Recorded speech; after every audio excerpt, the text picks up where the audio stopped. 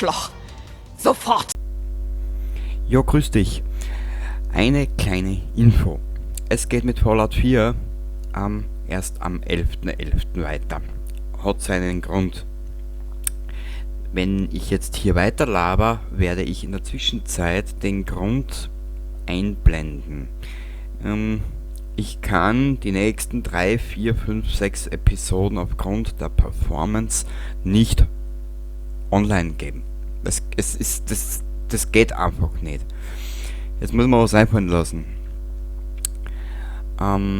Wie du jetzt vielleicht schon gesehen hast, es ist nicht unbedingt das Beste. Und das zieht sich über die nächsten 3 bis 4 Episoden. Oder sogar noch länger. Ich muss erst alles genau durchschauen und ich werde dann ein bisschen was zusammenschneiden. Also bitte nicht böse sein.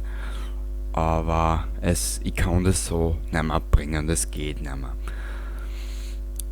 Wie du jetzt eingeblendet siehst, das sind die gerenderten Folgen bisher.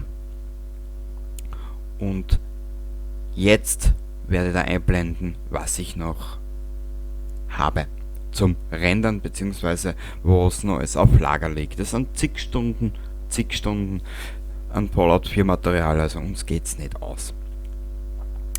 Bezüglich Verhaber, ich werde schauen, dass ich das Wichtigste mit hineinschneide, wenn es irgendwas gibt, Storymäßiges, aber ob es dann die Story-Missionen an sich selber gibt, kann ich da nicht versprechen. Es tut mir echt leid, es geht nicht. Ich kann das so nicht hochladen, tut mir leid.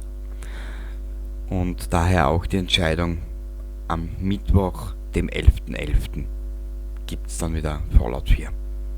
Ich hoffe, es habt ein Verständnis dafür und mal schauen, vielleicht bringe ich in der Zwischenzeit ein kleines Ersatzprogramm, das weiß ich noch nicht, wie das gestaltet. Gut, bis zum nächsten Mal und Entschuldigung für die ganze Unannehmlichkeit. Baba dabei.